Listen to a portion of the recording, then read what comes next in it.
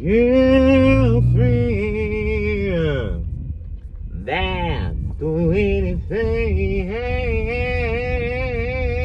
My girlfriends.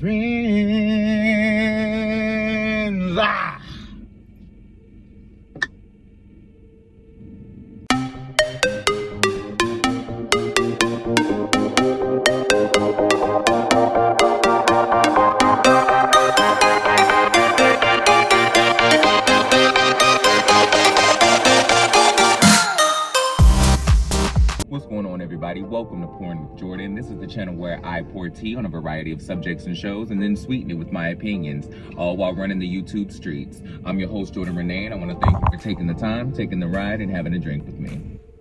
All right, you guys, today we're back with another segment of Throwback TV. Like I promised, today we're going to be talking about girlfriends. It's not on Thursday, we're a little late, so don't hold me to the Tuesday, Thursday thing. That was the schedule because, you know, Throwback Thursday, I wanted to do 2 a week, Tuesday, Thursday, But you will get 2 a week.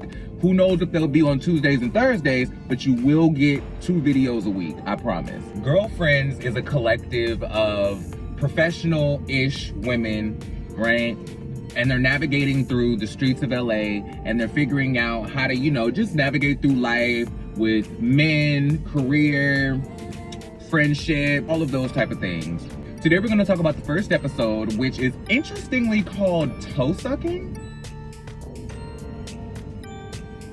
Trust me, they let you know why the episode is called Toe Sucking throughout the episode. No questions need to be asked about that. But the scene opens up, well, the episode opens up, and we open up on the incomparable Maya, right?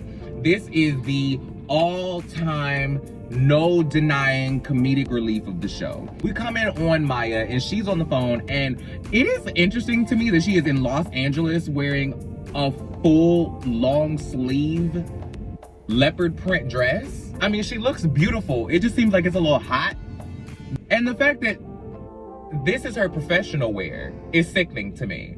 I would wear that to the... Anyway, she answers the phone and she's wanting somebody to use the voicemail system because they want to leave a detailed message. And so she starts off with her first witty, clever, snappy ass comeback of the series. Can I say this? I would love to take a detailed message, right? But that would be no need for our expensive voicemail system, right? Transferring. Professional. So professional, right? In walks Joan Clayton. She comes in and she's talking about what's going on, Maya, blah, blah, blah, blah, blah. And she's asking, does she have any messages? Maya jumps out from behind the desk talking about happy birthday. Here we are with the bear, right? It's funny because the way Joan reacts to this birthday gift is so funny. Like, she reacts like she got her like a dead flower in a pot. Like, what? It was a balloon and a bear. Like, come on, what did you want her to do? Bring you Tiffany's? Jesus. Maya completely ignores this reaction and she's like, because Joan is like, oh girl, you shouldn't have. And then Maya's like, oh, well girl, it's no problem. Well, if the light hadn't changed, I'd have got you some oranges too. I love that like Los Angeles joke of like buying shit off of the side of the street from people. I've never gotten a chance to go to California, but if I ever do, that is one of the main things that I want to do. Like, seriously, I'm one of those tourists who doesn't want to do any of the touristy shit. Like, if I go to New York, I don't want to go to Manhattan. I want to go to Brooklyn. Like, if I go to LA, I don't want to go to the Hollywood tours. Like, I want to go see like weird shit like that. Do you get what I mean? Anyway, so cut to the opening credits. And this is why I did an intro for this video. If you guys have noticed, I haven't been doing an intro for my videos lately just because I wanted to just get to the shit, cut to the opening thing and just get to the video, right? And I didn't see anybody say they missed the intro, so I didn't think it was really necessary for me to do one. But I love this, how they open the episodes with this. I probably should have did one for Moesha too, but I was kind of in a rush to film that video, so I didn't get a chance to do it. I filmed the intro because I love television shows that have a little bit of opening dialogue to just set up the scene for the show and then jump to the opening credits and then jump right back in where they left off. So So the opening credits come in and it's the girls, they're dancing, they're all wearing red and blue, and you know, they're coordinated and they look great, and they're dancing and shaking and moving their things. You know, we got Tracy Ellis Ross, Jill Marie Jones, Golden Brooks, Persia White. Why did William not get a jig in the opening credits? Why y'all ain't give William a jig, man? Reggie Hayes could have hit a two-step for the opening credits, man. Come on, let's not leave nobody out. The scene comes back and we see Lynn and Tony for the first time, right? They're at Tony's house and Tony is basically throwing Lynn out of her house. We meet Lynn, who is basically the freeloader of the group, who has all of these degrees, is smart as a whip. You know, she's creative, she has all of these attributes that should have gotten her further in life, but they just didn't. And then we have Tony Childish Childs, right?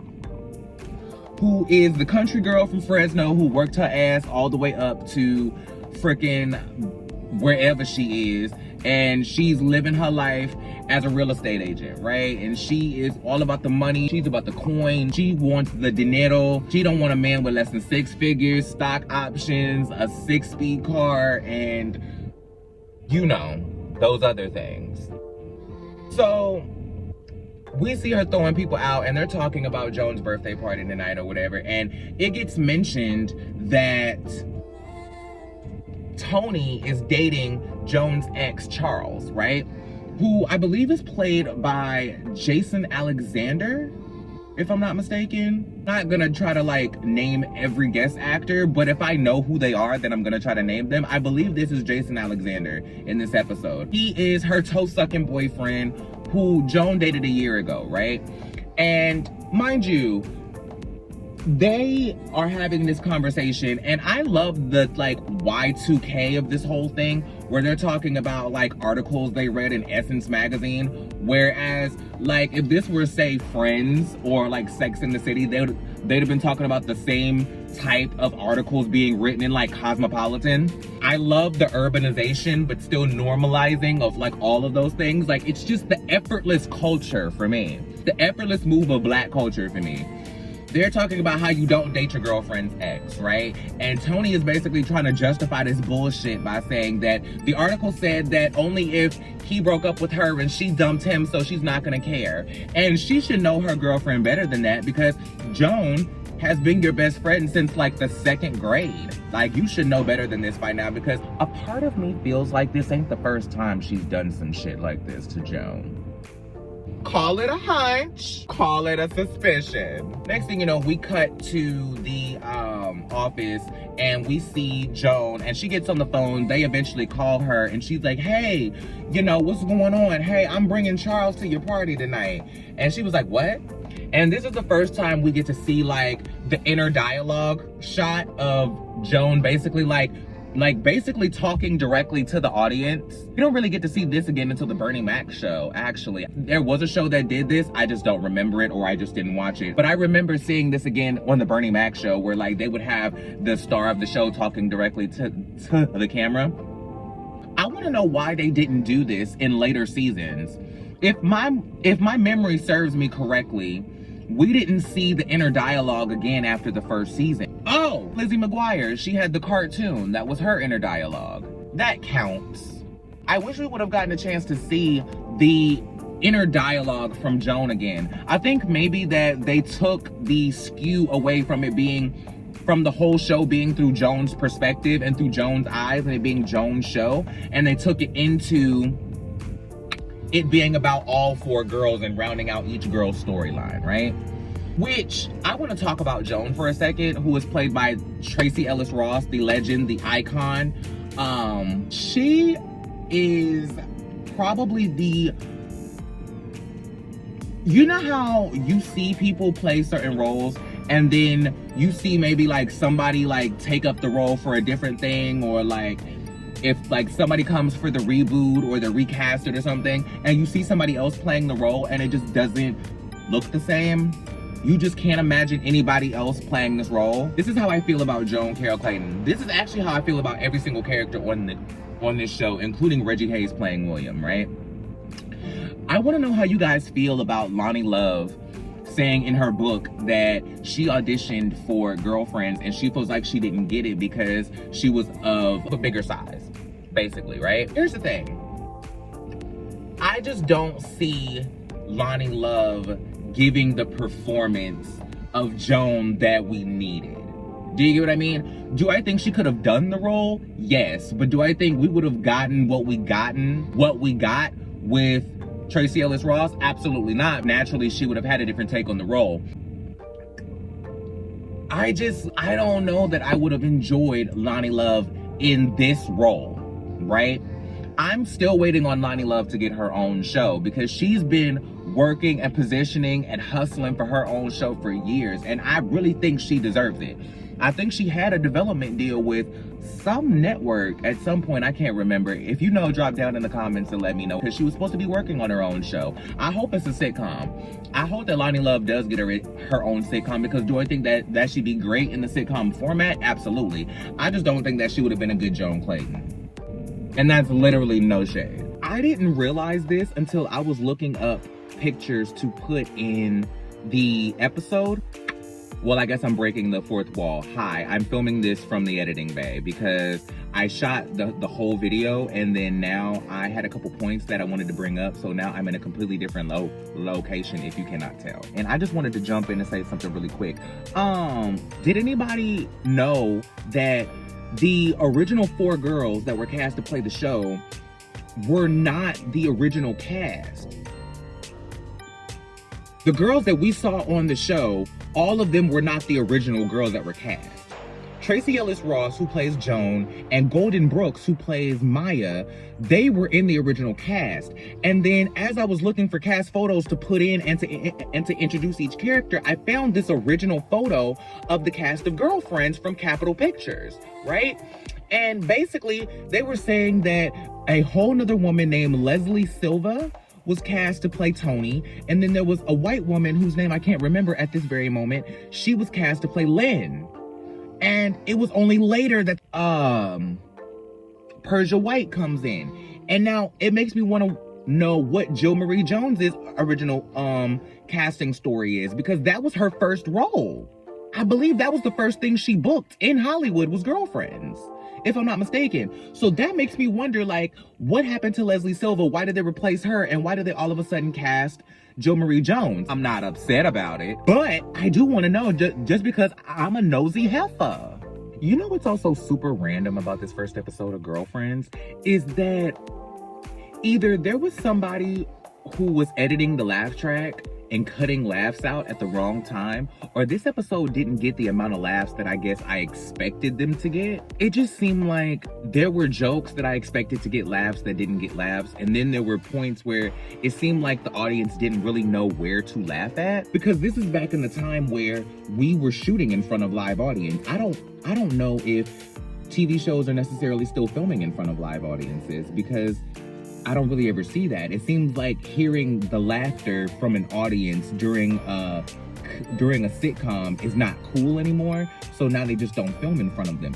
But that was just an interesting little fact to me. I was wondering if anybody else noticed that. When you go back and watch the first episode, notice the laughter in the episode. It's either really random, it sounds awkward, or it's not happening. I don't know if this was a struggle episode that they had to go through, but it seems really interesting. Back to the originally scheduled programming. Thank y'all for watching. Every one of these women slipped into these roles so effortlessly, and they personified these characters in a way where they played them to the level where we all felt like we could plug them directly into our own lives. We all had a friend, cousin, homegirl, some bitch we knew at school that acted like all of these women. All of us had a homeboy that acted like William. All of us had the goofy ass homeboy that acted like William. Like, some of you were the goofy ass homeboy that acted like William. I was probably a William growing up, right?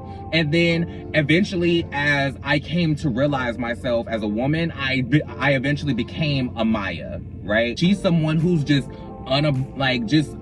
unabashedly, uninhibitedly just herself. She just is 100% herself because she knows that she's multifaceted and she's layered. So regardless of whatever anybody's first impression of her is, she doesn't care because she knows that there's more to her. I feel the exact same way about myself. Like, a lot of people get a lot of different first impressions when it comes to me, but there's always more to the first impression, especially when it comes to me. There's always more than what you see. And who knows what the circumstances are that you got your first impression under anyway. But this isn't about me. Cut to William comes in and he asks her, how old is she? He comes in and he wishes her happy birthday, whatever, blah, blah, blah. And she says that she's 26. 26? Listen, I'm about to say something that's probably gonna sound controversial. And what I am about to say, it's not meant as a read, it's not meant as a joke, and it's not meant as an insult. But it's going to sound that way. I didn't believe that Joan Clayton was 29 when this show started. Does that make sense? Like, is it me, or does Tracee Ellis Ross just permanently look one age? And her age is mid-30s. Like, no matter what time period we have seen Tracee Ellis Ross, she's always looked like she's like between the ages of 33 and 37. I don't know what it is. Like, even right now, she's only gone from 37 to 41. Like, on Blackish, she's only aged that much. And I get the whole black don't crack theory, but I wonder how it is that some people, even in their younger years, have this mature face. And it's not like, I'm not saying she looks old. She doesn't, but she looks like she is she has always looked like she is at a very specific point in her life, always. And her face still looks like that. She still looks like she could be no more than 42 years old. I don't even know how old she is now, to be perfectly honest with you. Every time that somebody asks me how old Tracee Ellis Ross is, I always just say 40. That's always the first number that pops into my head. Check the timeline. On Girlfriends, she looked like she was between 33 and 37. When she was on Read Between the Lines for the season that was on, I missed that show, she looked like she was between 35 and 38. And now on Blackish, she looks like she's between 37 and 42. I don't know how I got these scales, but these are just like, those are the very specific ages that I would have guessed that she was in at those points in her career. But she always looks like she's in this mid-30s range. It's just her face. She has this really grown, mature face. And it's not old, and it's not a bad thing. It's very specific. That's the word that I would give to it. It's very specific, right? And then the next year she's turning 30 and she's painting her nails Caltraz orange, baby. We'll get there. But that was just something interesting for me. Just looking back at the episode as somebody who is 30, mind you, I'm 30 right now. And you know how when we're younger, we all think 30 looks so old. So I wonder if they casted her at that point because they casted her for that role at that age range because the demographic that they were going for, 30 looks older than 30 is. Does that make sense? Maybe they casted her because she looked older than 30, but that was the way that the demographic watching the show views 30-year-old women, right? It's like that thing of you seeing on social media where it's like 15-year-olds when I was growing up and they basically look like toddlers, and then you see 15-year-olds today and they look like they're on the set of Nelly's tip drill video. Do you get what I mean? It's like, it's just different. But anyway, Lynn has the scissors to Tony's weave and she tells her that Charles is coming. Joan lies to her face and says that she doesn't care, and she basically plays it off by saying that she has her own date. So William gets stuck at the door and she's basically like, she invites William to be her date, right? Cut to the birthday party. We show up at Joan's house and Maya is in these incredibly sickening leather pants. Oh my God. Crystal Kung Minkoff, I liked your pants too, but you might want to go back and look at Maya's, find you a pair of them. Cause them pants, baby, on Crystal's body would look amazing. All the girls are there. Joan walks in and she's basically showing out. And she has this green dress on and she looks beautiful. She has this tribal band around her arm. It looks amazing. She's showing up. It's a low cut back. It's everything. She looks beautiful. Beautiful, beautiful, beautiful, beautiful, beautiful, right? So then William shows up with Charles or whatever. Well, he didn't show up with Charles. They just happen to show up at the same time. They go, they open the door, they come in or whatever, blah, blah, blah. I just want to cut to the part where Maya reads the shit out of Tony for basically trying to correct her grammar. What was it with them trying to correct Maya's grammar in this episode? Because Joan did it earlier when she was like, oh yeah, when she got the bear and the when she got the gift from the dude that she thought that she was dating, and she was like, hey, you know, I got back with my ex, I'm not gonna be able to make it, blah blah blah. And then Maya was like, so how is it gonna look that it's your birthday party and you the only one that ain't got no man? And then Joan was like, ain't got no? Like, girl, what is it with y'all correcting her damn grammar? I could see Joan correcting Maya's grammar because they're in a professional setting, and so I would want my assistant to represent me in the best light possible as well. But Tony, girl, you're just being a petty bitch. I want to cut to that joke when basically Tony tries to call her out for dropping a verb when she's like, why y'all looking at me? And so Tony was like, it's YR, you dropped the verb. And so she was basically like, I went to college. By the way, that Moroccan food did look off the hook. I don't know why they was looking at her like she was a homeless bitch scabbering across the buffet like she ain't eaten in 6 weeks. But it's Moroccan food. Aren't you supposed to eat Moroccan food with your hands anyway? I didn't get what that was about. Tony's like, a sentence must have a verb, blah, blah, blah. And Maya delivers her first epic read of the series where she's like, well, Tony, I learned that kiss is both a verb and a noun. So you can give my ass a kiss or kiss my ass. Classic. I have used that several times. So Maya heads to the kitchen and Joan and Lynn are talking about Charles and him being there, whatever, blah, blah, blah. And then Maya finds out that Charles is Joan's ex. So she is winding up for the bullshit. And then Tony comes around the corner basically trying to reprimand her about getting her ass in line at the table in front of her toe-sucking millionaire. And so Maya ignores everything she says and is like, you're dating Joan's ex? And so she was like, yes. And she was like, girl, we don't do that. Black women don't do that. Like wearing blue eyeshadow? Wrong. I want to correct you on that, Maya. Now, I don't know if they just didn't have the right pigments for black women back then, but we can wear blue eyeshadow now. It's just the way you do it. Like, this isn't a makeup tutorial. Anyway, so they get to talking about it, and basically Joan says that she doesn't care. Maya is like, girl, that's nasty. If you sleep with him and then she sleeps with him, it's like y'all sleeping together. Y'all done slept with everybody. Y'all are sleeping with everybody they done slept with, and y'all just having a cesspool of nasty. Tony is just basically freaking the freak out, and she's like, well, we're all consenting adults. And that sends Maya running out the kitchen because she's like, girl, you nasty. Girl, that's nasty as hell. Joan is on a bend at this moment. She is just on 10 at this point. Because everything that comes out of her mouth after this point is a read at Tony. Basically, she agrees with what Maya says, but she's just trying to play it off, right? So when they go back to the table, she's talking about how she's asking what Charles is doing now, and he's in venture capital, and she's basically like, oh, so that's why Tony's in your wallet. And her and Maya are just over there snickering like goddamn Miranda and Courtney from As Told by Ginger and shit. Tony is over there getting pissed off or whatever. And next thing you know, they basically are ready to break out into a fight because it's just reads going back and forth. The tension is escalating and it is a hot ass mess. So they get to arguing. Next thing you know, Joan tries to kick their ass about the house. Won't nobody leave her house. This is what I am confused about. Like, when have you seen somebody tell an entire room of people to get the fuck out of their house and they just look at her like she crazy?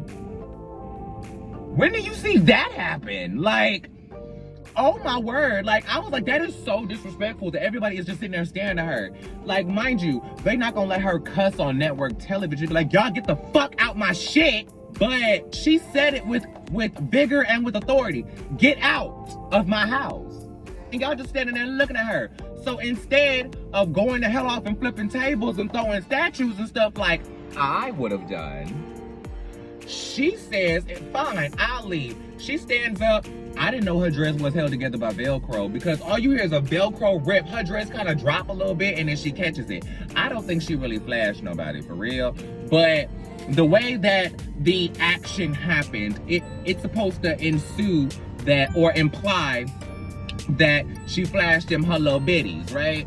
And I say little bitties because I relate to her in this moment. My breasts are just now starting to grow, so I embrace the little bitty titty committee. Also, I don't want to have big boobs no fucking way. So Joan Clayton has the perfect breast size that I would want to have. She looks like she's a big A, small B, or like she's a big B, possibly a small C.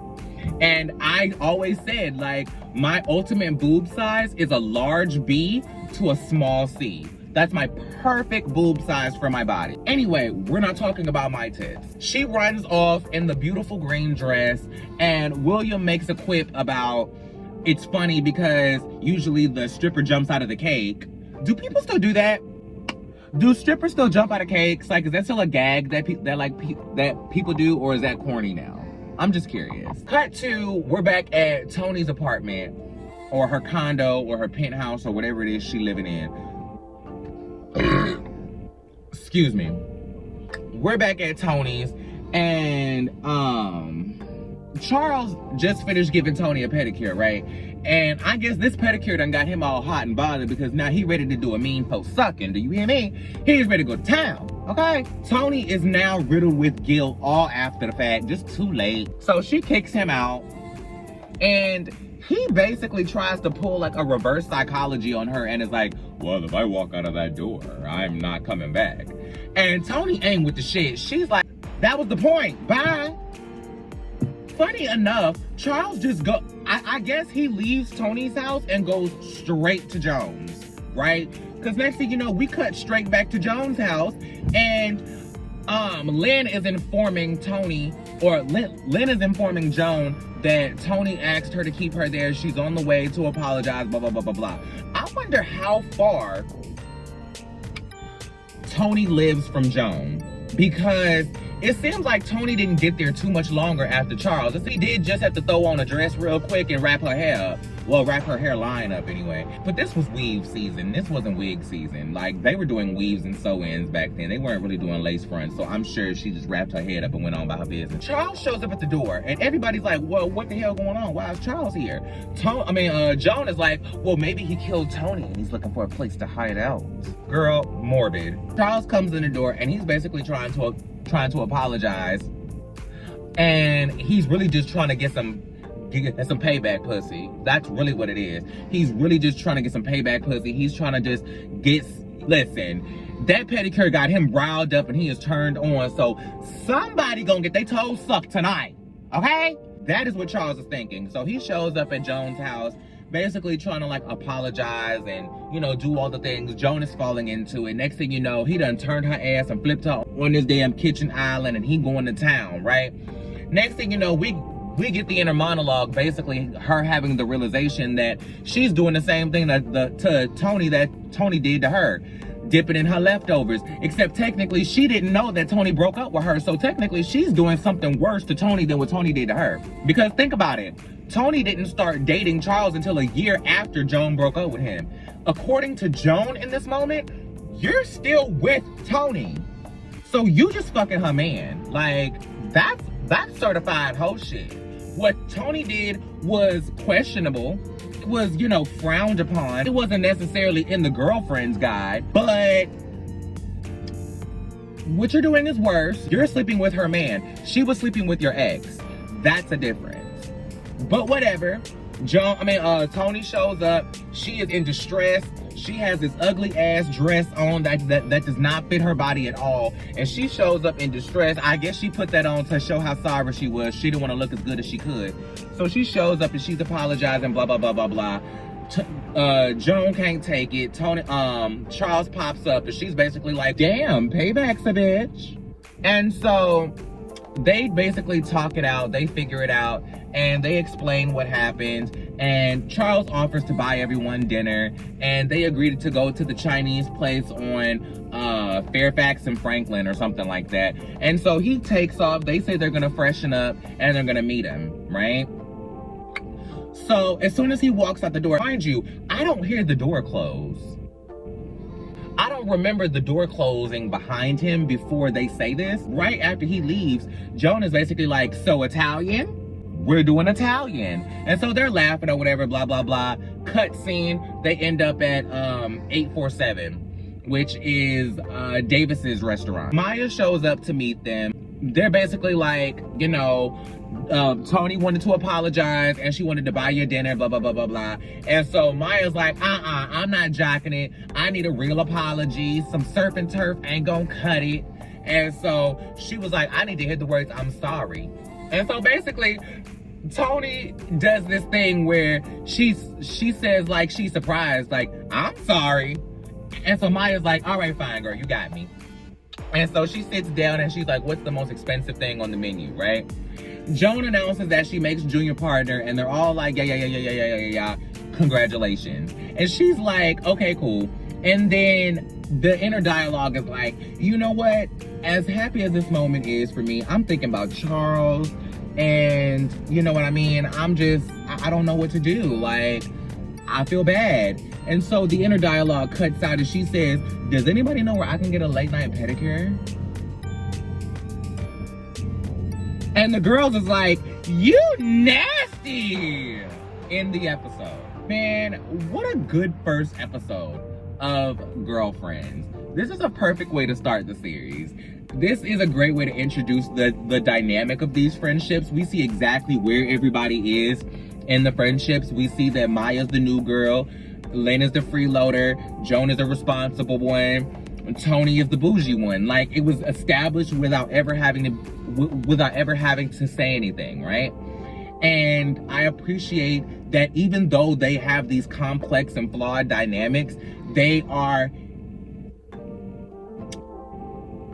committed to the friendship to a point where they know each other well enough to where, like, they know that these are flawed people. They know that they do this and they do that, but they love them anyway because they're their friends. Girlfriends. That, right?